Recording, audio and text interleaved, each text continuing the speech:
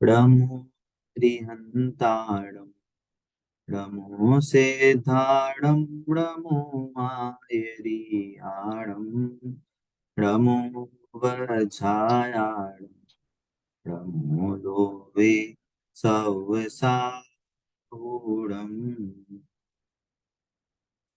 अभी हमारी मंगल शासन वन का पहला पाठ देवस्तुति नामक पाठ ये चल रहा है। उसमें हमारे 5 छंद का हम अर्थ कर चुके थे। छठवें अर्थ का हम छठवें छंद का हम अर्थ कर रहे थे, जिसमें की जो लाइन थी, अष्टादश दोष विमुक्त धीर, स्व चतुष्टय में राजत गंभीर। है ना।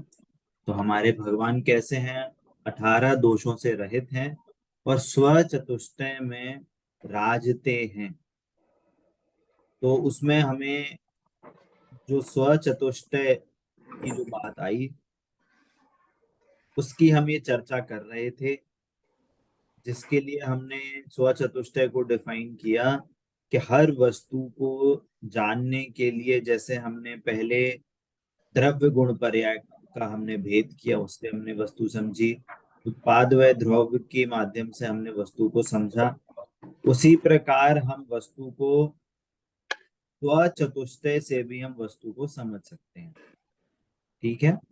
जिसके भेद थे द्रव्य, क्षेत्र, काल और भाव।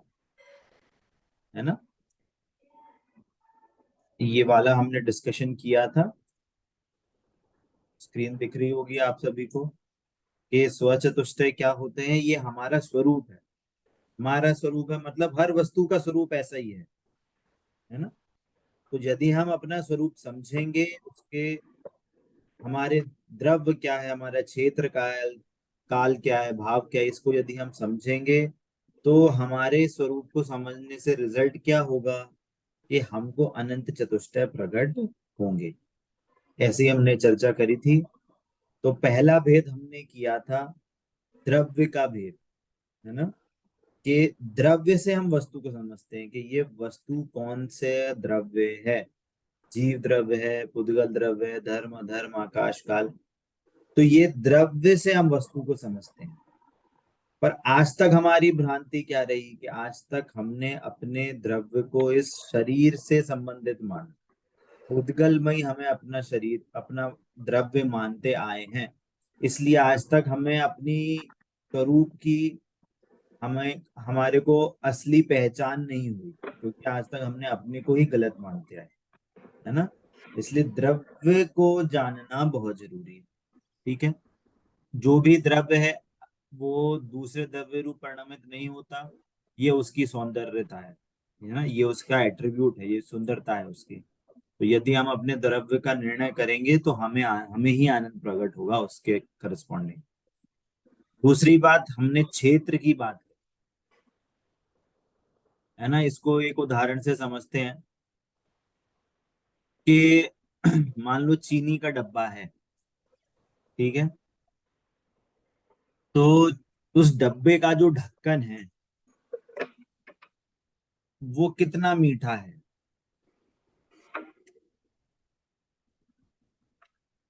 उस डब्बे का जो ढक्कन है वो कितना मीठा है, या मीठा है कि नहीं है? नहीं है। नहीं है। तो फिर अपन उसको चीनी का डब्बा क्यों कह रहे हैं?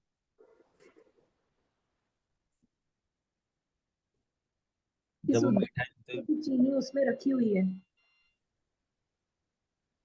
अच्छा, एक और क्वेश्चन पूछता हूँ। अपन सब लोग चाय पीते होंगे, कॉफी पीते होंगे। है ना। चाय, मान लो चाय का पैकेट आता है, तो उस पैकेट पे चाय लिखी रहती है। ठीक है। और अंदर तो चाय पत्ती होती है, उस पे तो चाय लिखी नहीं रहती। तो जिस पे चाय लिखी रहती है उसको क्यों फेंक देते हैं अपन? और जिस पे चाय लिखी रहती है उसको अपन यूज नहीं करते।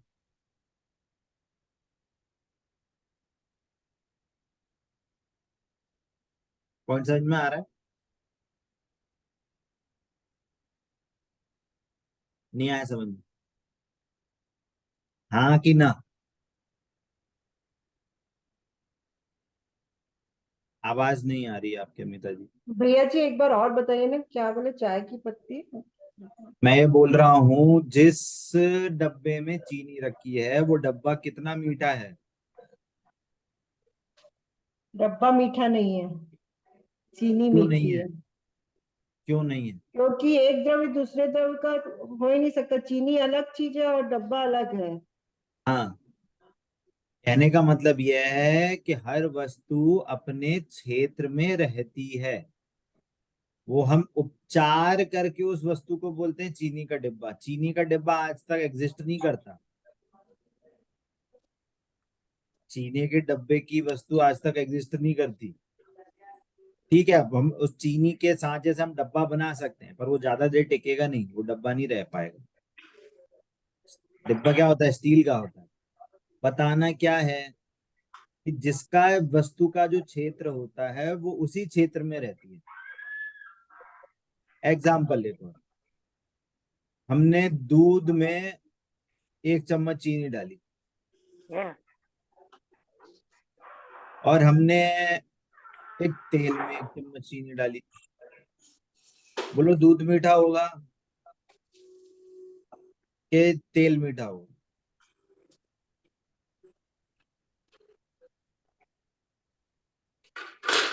दूध मीठा होगा दूध कि तेल मीठा मीठा होगा। दूध होगा? मीठा होगा भैया। है? दूध मीठा होगा। घी तेल में चीनी डालेंगे तो घी तेल मीठे होंगे कि नहीं होंगे?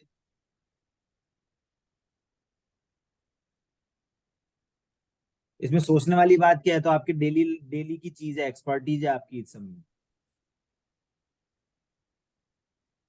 होगा कि नहीं होगा? पूरी तरीके से नहीं पिघलेगा, पर पिघलेगा उसमें थोड़ा सा। अब हम यही बताना चाह रहे हैं कि दोनों में ही नहीं पिघले, कुछ कुछ नहीं मिलेगा। चीनी चीनी में रहती है, पानी पानी में रहता है।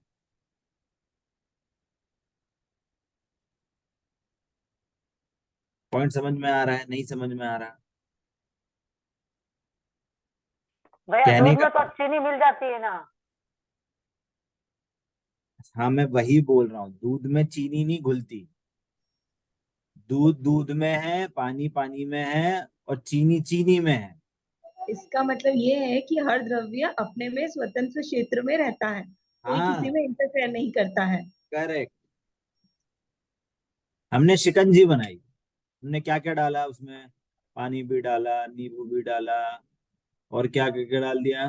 चीनी भी डाल इलायची दी। डाली। ची चीनी डाल दी, नमक डाल दिया, है ना? 4 5 चीजें डाल दी हमने उसमें। ठीक है। अब क्या हो गया, किसी दिन हमने ना 1 चम्मच की जगह 2 चम्मच चीनी डाल दी। तो चीनी क्या धक्का देगा नींबू को, तू हट, मैं ज्यादा इस बार चीनी आ गई हूँ, तेरा काम नहीं होने दूंगी, तो वो नींबू को हटा देगा, बाहर कर देगा चीनी। ऐसे होता है क्या? हम्म। शिकंजी में कितनी भी चीज मिली हो, वो जो द्रव्य है वो अपनी अपनी ही क्षेत्र में रहता है। वो दूसरे के क्षेत्र में जाके घुसता नहीं है वो, है ना? वैसे ही हमारा जो ये जो मैं जो आत्मा हूं ना, मैं भी इस शरीर में प्रवेश नहीं करती, और शरीर आत्मा में प्रवेश नहीं करा आज तक। वो छोड़ो, इस शर्ट को कुछ हो जाए ना, ऐसा लगता है मेरे को ही हो गया, मैं ही फट गया। आपकी कोई नई साड़ी आपने खरीदी हो, वो प्रेस वाले से जल जाए, तो साड़ी नहीं जलती, आप ही जल जाते हो। बात समझ में आ रही है? ऐसा क्यों होता है? क्योंकि हमने पर वस्तु में उस क्षेत्र, वो मेरी है, ये मेरा, ऐसी भ्रांति कर रखी है कि उसको कुछ हुआ तो मेरे को ही हो गया। कोई नई गाड़ी आई और उस पे स्क्रैच लग जाए, तो गाड़ी पे स्क्रैच नहीं लगता, यहाँ पे ऐसे ऐसे लगता है मेरे को स्क्रैच लग गया। तो हम क्या करते हैं, दूसरी वस्तु में अपने क्षेत्र को अब ऐसे समझते हैं ये मेरा क्षेत्र है, ये मेरा है, बल्कि वो कोई रिलेशन नहीं है उसका। स्क्रीन पे दिख रहा है आपको मेरा क्षेत्र क्या है? ये जो आत्मा के जो असंख्यात प्रदेश है ना, वो मेरा क्षेत्र है। पर द्रव्य आज तक मेरे में प्रवेश नहीं करा है और मैं उनमें आज तक प्रवेश नहीं करा है। समझ में आ रही है बात? तो इसका मतलब क्या है कि एक एलओसी है, लाइन ऑफ कंट्रोल बना हुआ है। जैसे दो कंट्रीज में सीमाएं होती है ना, वैसे ही दो द्रव्यों के बीच में एलओसी होती है। एक वस्तु दूसरे वस्तु में प्रवेश नहीं करती, कोई उसको इंटरफेयर नहीं करता। समझ में आ रहा है? हम्म। एक जी भैया जी। एक मुनिराज की ऐसी स्टोरी आती है, मैं नाम भूल रहा हूँ, कि एक मुनिराज थे, वो बहुत तपस्या करते थे और उनको कोढ़ हो गया। कोढ़ हो जाता है मतलब स्किन क्या है, एकदम स्किन में फफोले पड़ जाते हैं, झरने लगती है, बहुत बहुत दयनीय बीमारी होती है। तो देव देव रहते हैं ऊपर, है ना, देवगति में टाइम पास करने के लिए आ जाते हैं नीचे, चलो किसी की परीक्षा करते हैं। तो दो देव आए और नीचे आके परीक्षा करने लगे। तो क्या करा उन्होंने, भेष बदला और उनसे बोला कि हे मुनिराज, आपकी इतनी पीड़ा हो रही है, हमसे देखी नहीं जा रही, आप बताओ हम आपका कैसे इलाज करें। बोलो आप, हम इस बीमारी का इलाज कर देते हैं। तो मुनिराज ने क्या बोला कि हे हे राजन, हे वैद्य, जो भी उसने भेष बना रखा था, मान लो राजा का ही अगर भेष बना रखा हो उस देव ने, तो उसने बोला हे राजन, ये वाली बीमारी कोई बीमारी नहीं है, मेरे को इस बीमारी से कुछ दुख नहीं हो रहा है, तुम्हें बीमारी हटानी है, लो। उन्होंने ऐसे थूका और उनकी एक हाथ की जितनी कोड़ थी वो सेकंड्स में सही हो गई। बोलते कि इतनी शक्ति तो मेरे थूक में है, तुम्हें यदि बीमारी का इलाज करना है तो इस जन्म मरण की बीमारी का कोई इलाज हो तो बताओ। मतलब शरीर में कैसी भी कंडीशन थी, मुनिराज को दुख नहीं होता था, मुनिराज अपने आनंद में लीन रहते, है ना। जैसे आपने बहुत बारी ऐसा आपके साथ भी हुआ होगा। कैसा?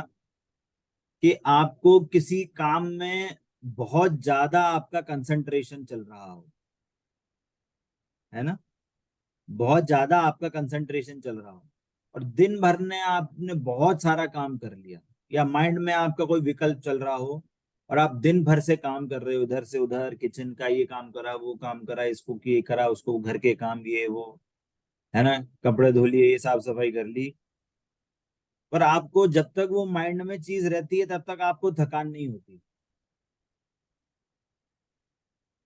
और जैसे ही आपने अपने आप को उस परिणाम से हटाया, आपको ऐसा लगता है अरे कितनी थकान हो रही है, कितना काम बचा है, कितनी ये चीज हो, ये कितनी करना काम बची है।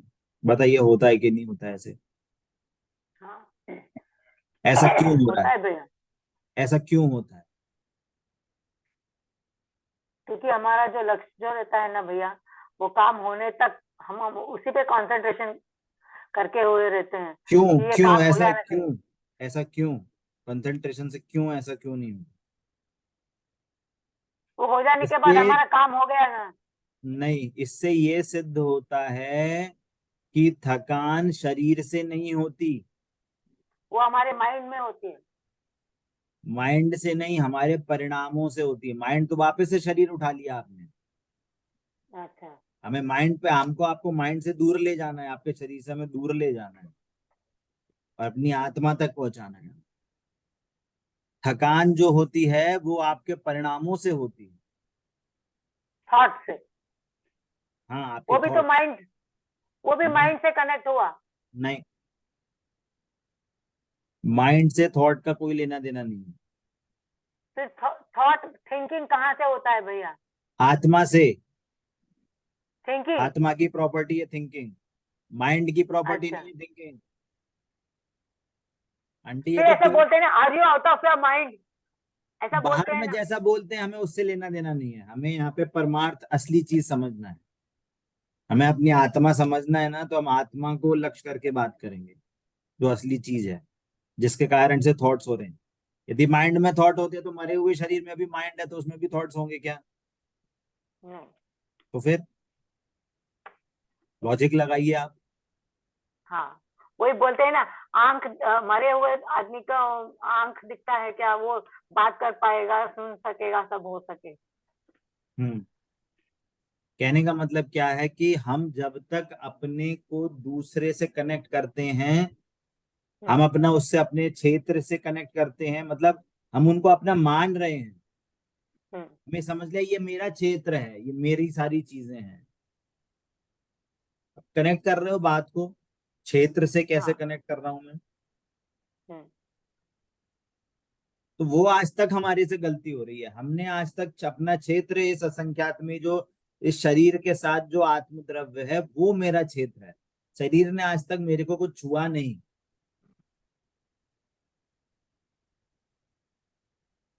आपको एक और छोटी कहानी सुनाता हूँ, आपको सुन के बहुत हंसी भी आएगी, पर आपको अचंभा भी होगा कि ऐसा भी हो सकता है। ग्वालियर के पास एक क्षेत्र है भिंड करके, है ना। भिंड मुरैना है ये। यहाँ पे काफी 20-30 साल पहले यहाँ पे डाकुओं का बहुत ज्यादा प्रभाव रहता था। डाकू लोग रहते थे, किडनैपिंग होती थी, चोरियां होती थी, है ना। तो किसी ने एक लड़के को किडनैप कर लिया। उनको पता चला कि ये थोड़े अमीर लोग हैं, तो उसके बच्चों को, होगा में भी 6-7 साल का, 8 साल का बच्चा था, उसको किडनैप कर लिया।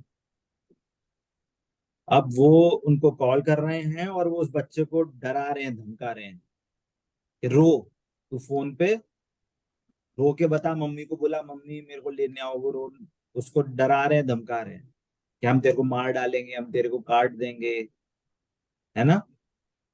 पर वो लड़का पता है क्या बोल रहा है?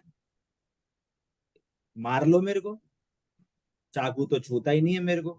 जब शरीर मेरा ही नहीं तो आप कुछ कर ही नहीं सकते, आप आत्मा, मेरी आत्मा को छू ही नहीं सकते।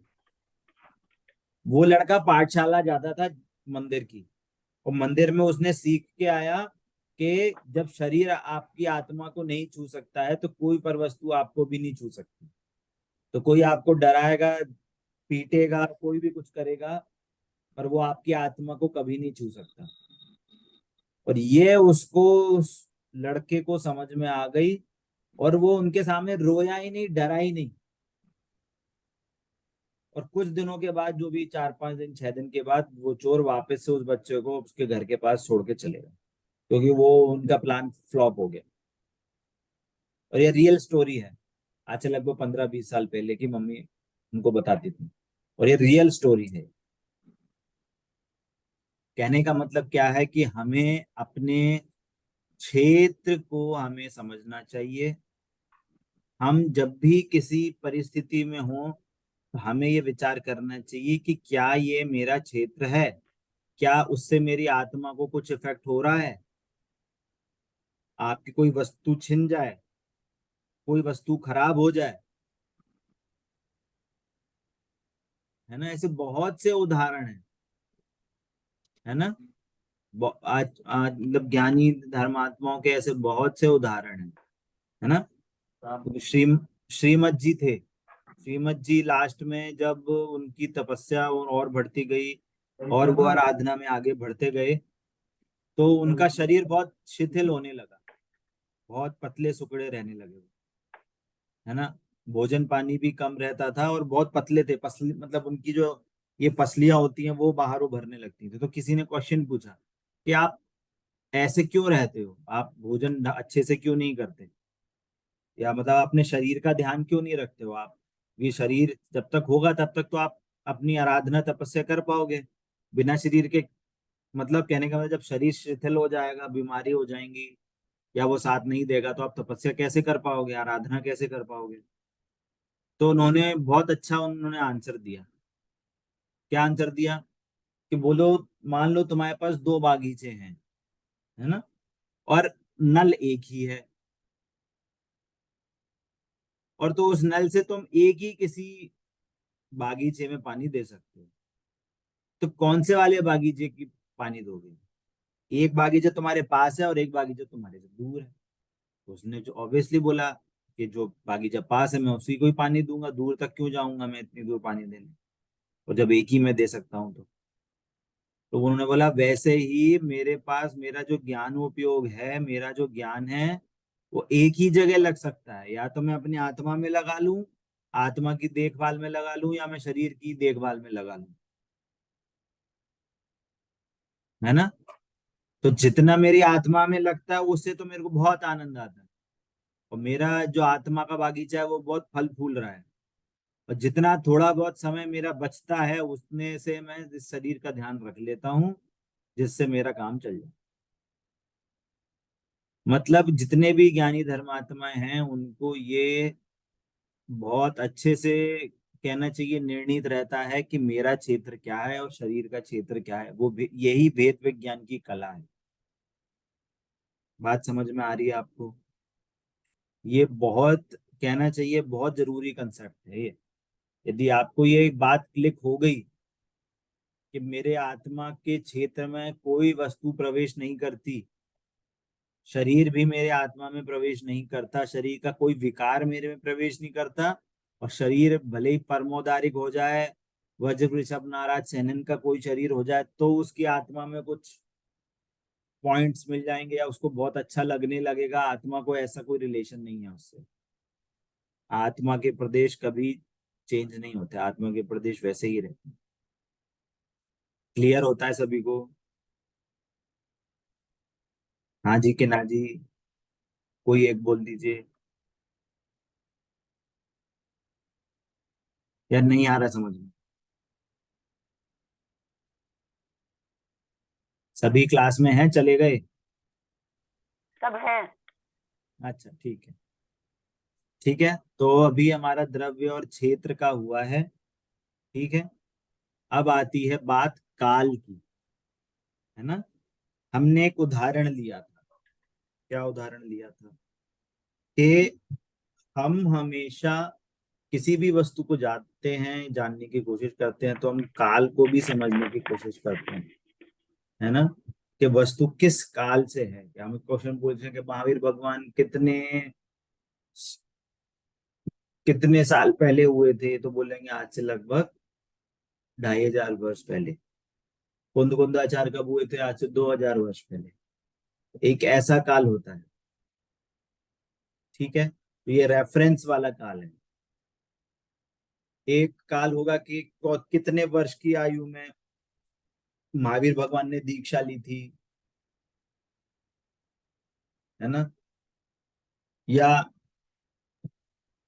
कौन कितने वर्ष में कुंद कुंदाचार्य ने दीक्षा ली थी, तो बोलेंगे 11 वर्ष की, है ना। एक ये है कि महावीर भगवान कौन कितनी वर्ष की आयु पे मोक्ष चले गए और उससे तो 72 भगवान वर्ष। बन गए, तो बोलेंगे 72 ईयर्स। एक ये काल भी है। परंतु ये सारे जो काल, जो सापेक्षता की बात है, वो हमेशा रेफरेंस से बात होती है, शरीर अपेक्षा बात होती है। हम अपने को क्या समझते हैं कि हम अब पहले छोटे थे, है ना, अब बड़े हो गए, तो फिर हम बुढ़े हो जाएंगे, 60 70 80 साल तक जिएंगे और फिर हमारी मृत्यु हो जाएगी। बोलिए, ऐसा समझते हैं कि नहीं? हाँ। हमारा बेटा है वो छोटा था, अभी 4 साल की हो गई है बेटी मेरी, आपके 10 20 साल के बच्चे हो गए होंगे, कोई 30 साल का होगा, जैसा भी होंगे। तो अब उनको हम 10 साल 20 साल 30 साल का ही समझते हैं। बात समझ में आती है? परंतु वास्तव में जैन धर्म ये बोलता है कि हर द्रव्य अनादि अनंत है, कभी किसी द्रव्य का नाश नहीं होता, है ना। मैं भी अनादि अनंत हूं। बात समझ में आती है? कोई ये सिद्ध कर सकता है कि मैं अनादि अनंत हूं? कोई ऐसा आप लॉजिक दे के इसकी सिद्धि कर सकते हैं क्या?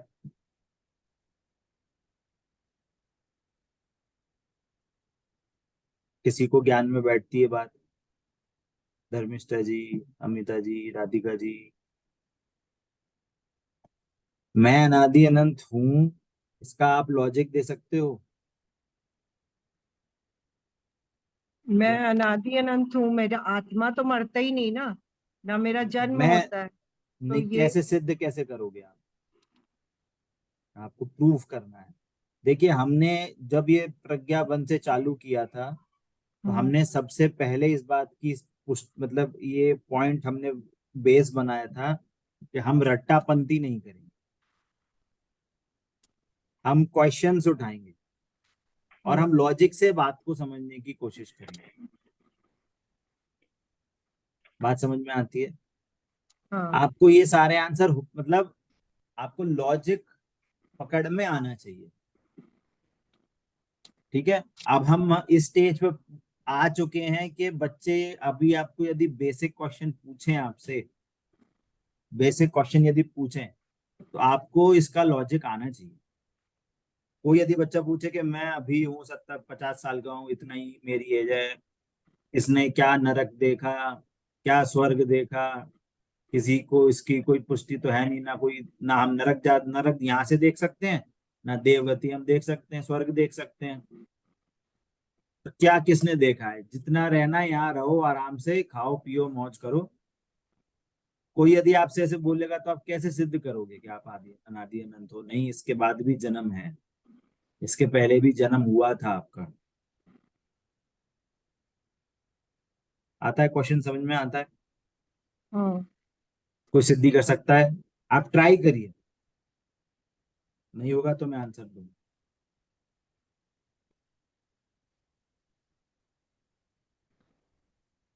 चलिए कोई नहीं, एक सिंपल सा केस लेते हैं।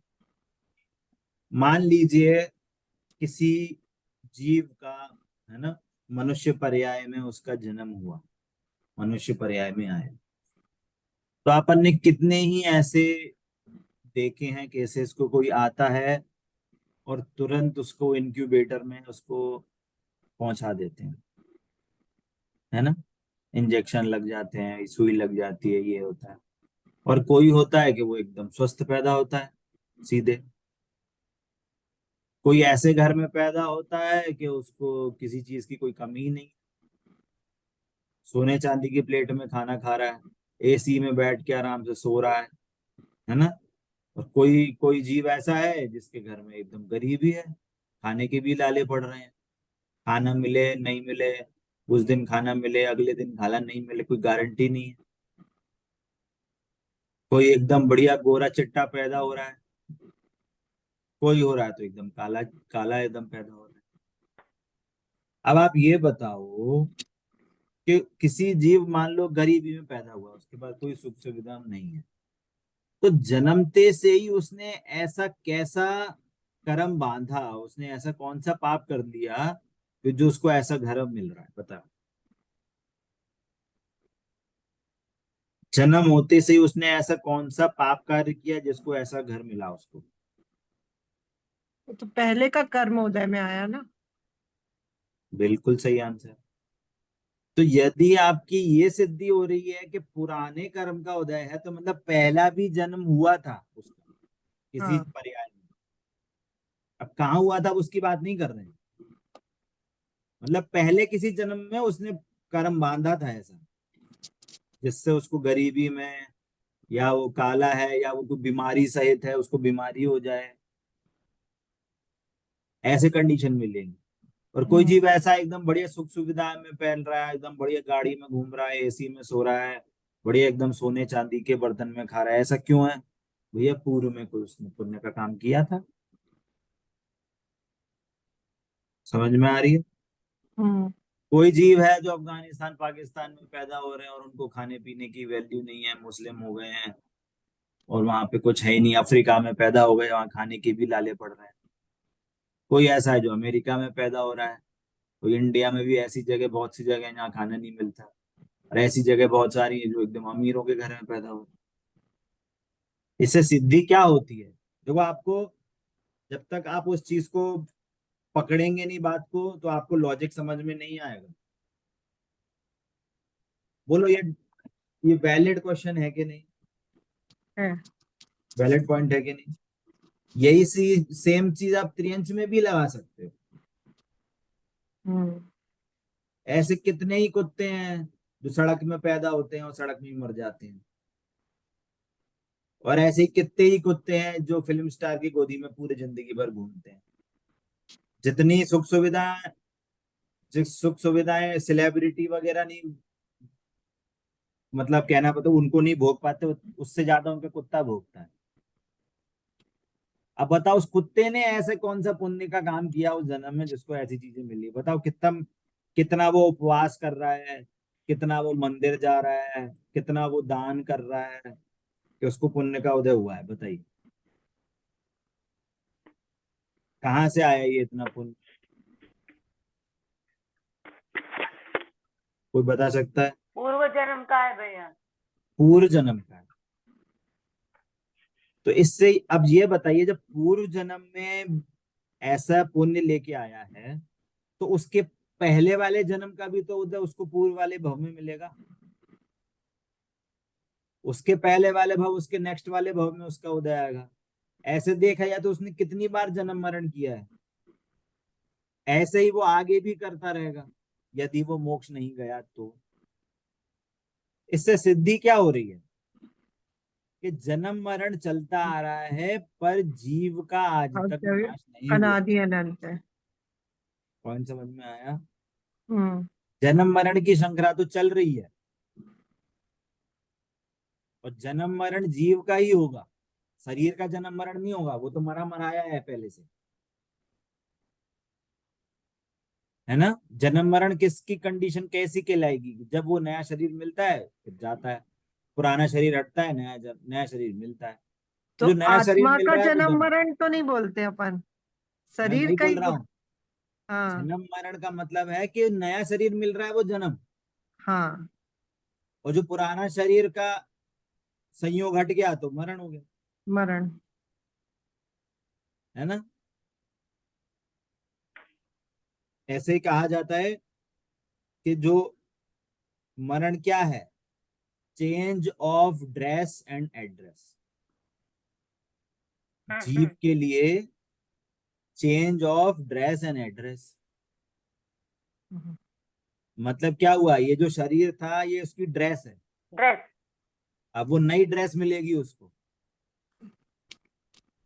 हमारे मेरे नाना जी थे, तो नाना जी का जब आखिरी आखिरी समय आया तो मम्मी ने उनसे पूछा, तो उन्होंने पूछा पापा जी आपको देखो कितने शिथिल हो गए, कितने दुबले उबले हो गए आप, हैं, अच्छा नहीं लगता है, थोड़ा खाया पिया करो।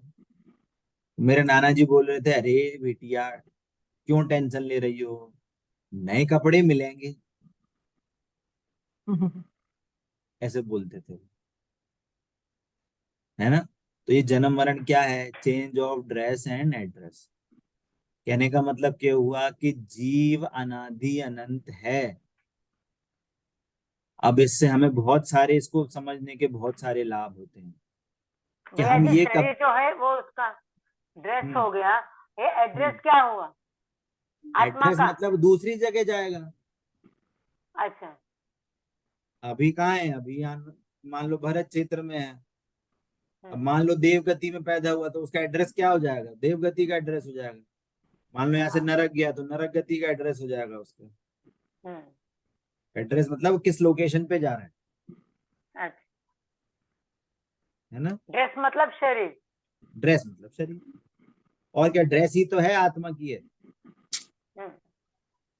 ऊपर से कोई शरीर का संयोग हो रखा है हम्म। तो वो उसकी ड्रेस है, वो चेंज होगी, है ना। कहने का मतलब हम्म। क्या है कि हम अपने अपने स्वयं के काल को, हम अभी अपने को इतना सही मानते हैं 50-100 साल बस। हमें आगे का ख्याल नहीं रहता कि इस जन्म के आगे भी और जन्म हमको लेने पड़ेंगे। यदि हम अपनी बुद्धि मतलब अपने ज्ञान को यदि हम स्थिर नहीं करेंगे, अपने ज्ञान को सम्यक नहीं करेंगे तो ऐसे ही और अनादि से, और जैसे अनादि से जन्म मरण करते आए हैं वैसे और आगे भी जन्म मरण चलता रहेगा। यदि हमने अपने ज्ञान को सही सम्यक नहीं करा तो, है ना। जो ऐसा कहते हैं अरे किसने क्या देखा है, यही मरना है, यही जीना है, यही मरना है।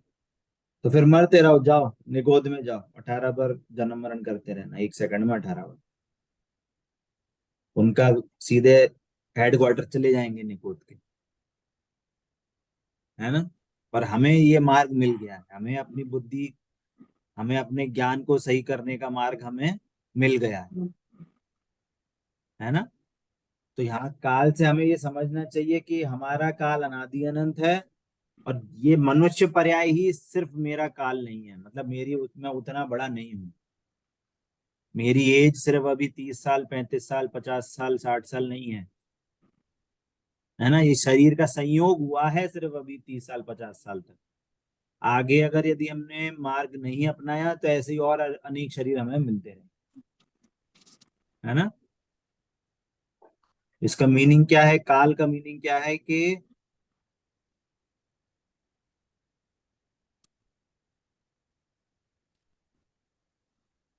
मैं अनादि अनंत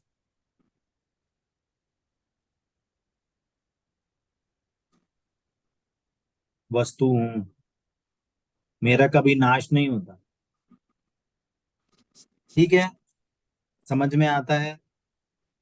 काल और भाव, है ना। अब भाव की समझने वाली बात, भाव का मतलब होता है नेचर। नेचर मतलब उसका परिणाम, मतलब उसकी,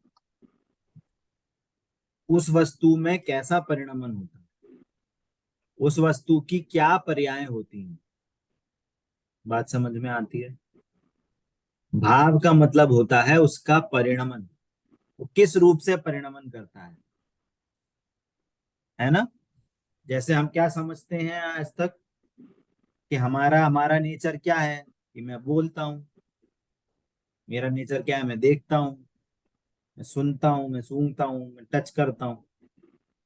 मैं इस इन चीजों को मैंने अपना भाव मान के रखा हुआ है, जो कि क्या है, स्पर्श रस गंध वर्ण, ये तो पुद्गल की चीजें हैं। पर मैं आंख से जानता हूँ, नाक से सूंघता हूँ, जीभ से चखता हूँ, कान से सुनता हूँ। तो हमने इन इंद्रियों को अपना कार्य मान लिया, उससे मैं जानता हूँ। पर वास्तविकता में देखेंगे तो मेरा भाव मात्र जानना देखना है। बात समझ में आती है। मेरा भाव मात्र जानना देखना है। ठीक है, इसमें 2 पॉइंट इंक्लूड होते हैं। भाव जो होते हैं वो 2 टाइप के होते हैं। क्या होंगे, एक कहलाएगा शुद्ध, दूसरा कहलाएगा विकारी, या अशुद्ध कहें इसको,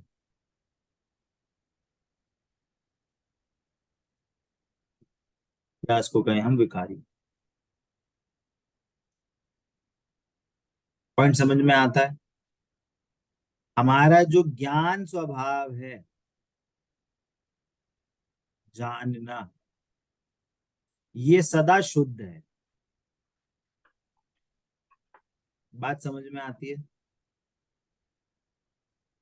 और विकारी भाव में क्या आएगा, मोह,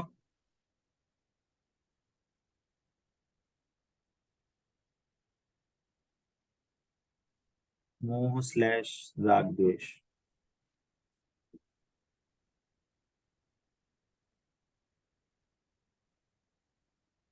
ठीक है, अभी हम जब बात कर रहे हैं तो हम अपनी आत्मा की बात कर रहे हैं, है ना। तो आत्मा में 2 टाइप के भाव होते हैं, एक शुद्ध और एक अशुद्ध। जो हमारा जानना है वो हमारा स्वभाव है। क्या है, स्वभाव। बात समझ में आया। स्वभाव क्यों बोल रहे हैं,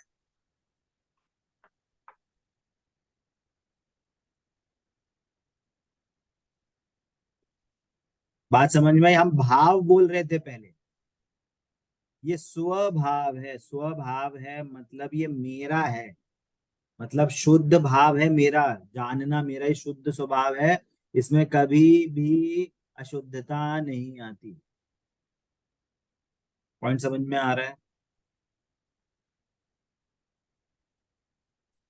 और ये जो मोह राग द्वेष है इसको हम बोलते हैं विभाव, विकारी भाव हैं, ये भी मेरे भाव हैं। राग द्वेष बोलो, राग द्वेष परिणाम किस में होते हैं, पेन में होंगे कि लैपटॉप में होते हैं, बताइए। राग द्वेष परिणाम है वो पेन में होते हैं, लैपटॉप पे होते हैं, मोबाइल में होते हैं कि टीवी में होते हैं, कहाँ होते हैं? आत्मा के ही विकारी भाव है। हाँ, ये आत्मा में ही होते हैं, शरीर में भी नहीं होते। टेबल कुर्सी पंखा एसी फ्रिज कूलर इनमें भी ये विकारी भाव नहीं है। इससे मीनिंग क्या होगा, जहां पे भी विभाव भाव भी यदि कहाँ होगा, आत्मा में होगा, तो मेरे को जो गुस्सा आता है, मेरे को जो किसी को दया का भाव आता है, किसी को पीटने का भाव आता है, तो ये भी मेरे को आत्मा सिद्ध करता है।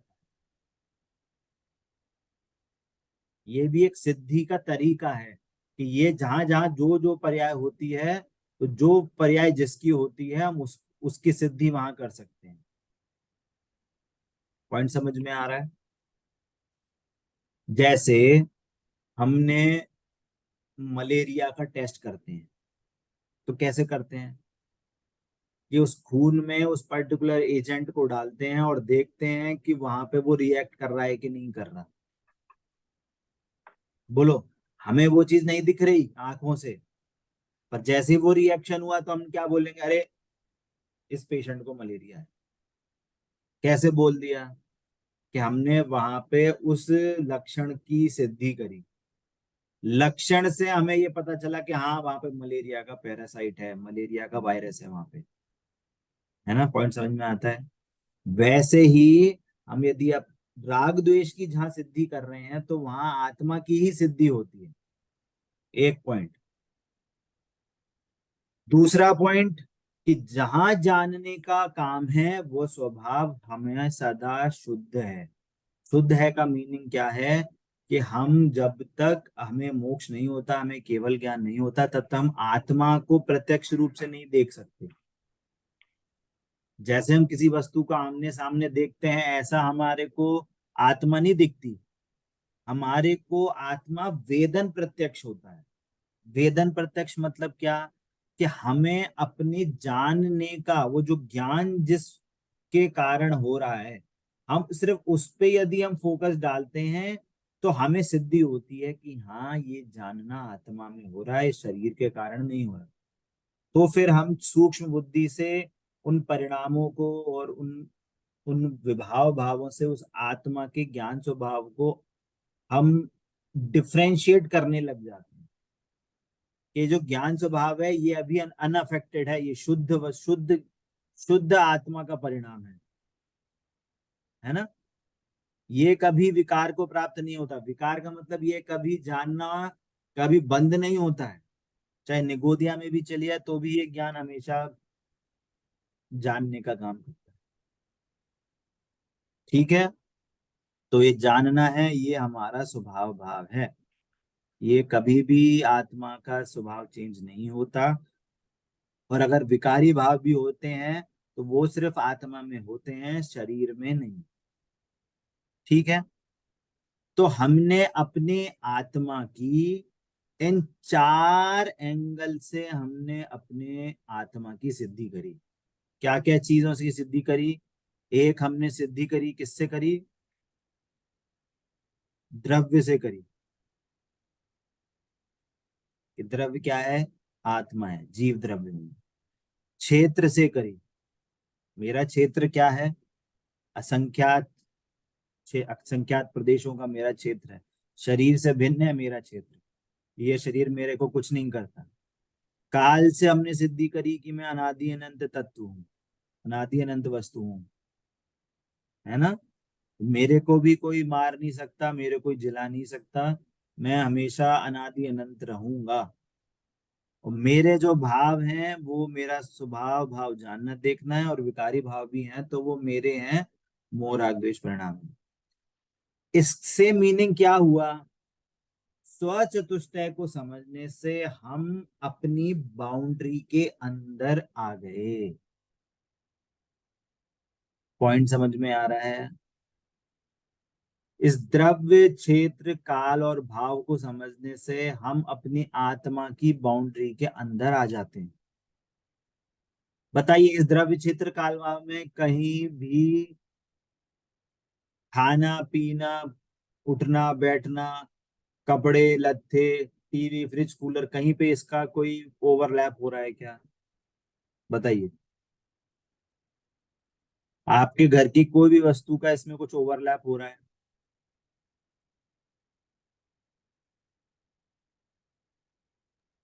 अरे, नहीं।